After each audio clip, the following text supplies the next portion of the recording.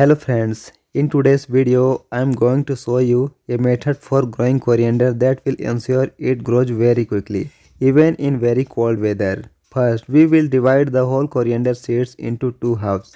To do this, place the whole coriander seeds on a rough surface and rub them with a brick or something similar. They will easily split into two halves. After that, add water and leave them for 6 to 7 hours. During this time, the coriander seeds will absorb all the water they need. After this, strain the mixture to remove the excess water. Then add the biofungicide and mix well. Place it in a shady place to dry. You can also place it under a fan for faster drying. While it's drying, prepare the soil mixture. I have used 2 parts of loose well-draining soil. If the soil is not loose enough, add sand as needed to make it so. I have used 1 part of cow dung manure. Finally, add 1 teaspoon of biofungicide powder. You can use trichoderma or similar biofungicides. After that, mix everything thoroughly. Friends, if your soil is of a clay type and you don't add sand to make it more crumbly, then in that case don't break down the clay into very fine particles instead. Keep it in clumps. This method will also help a great deal in keeping your soil loose and well aerated. Friends, the container you choose for growing coriander should not be too deep. Like me, you should use a shallow container.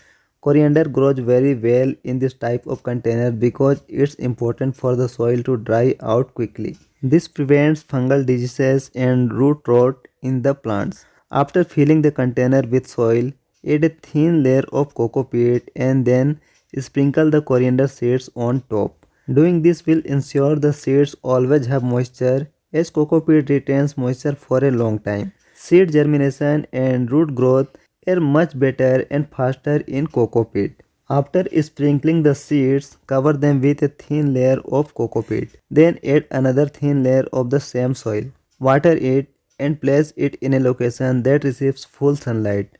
Do not grow it in a shady or partially shaded area, as this will cause the plants to grow thin and tall, making them unable to stand upright. They will eventually fall over, rot and die.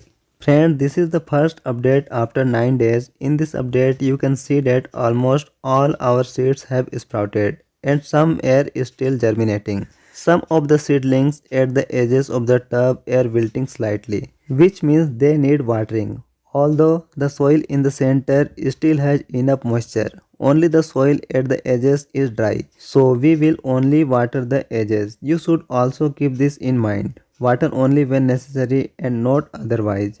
This is the second update 18 days later. In this update, you can see that all the seeds have sprouted and almost all of them have developed true leaves. Some of the seeds on the edges, which sprouted later, still need to develop their true leaves. This is the third update after 29 days. The coriander leaves are now ready for harvest.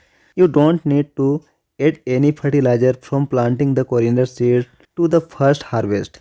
The fertilizer we mixed into the soil when planting the seeds is sufficient until the first harvest. When we harvest, we will add some cow dung manure from above and water it. That will be enough until the second harvest. You don't need to any more fertilizer in between. If you found this video useful, please like, share and subscribe to the channel. Thanks for watching.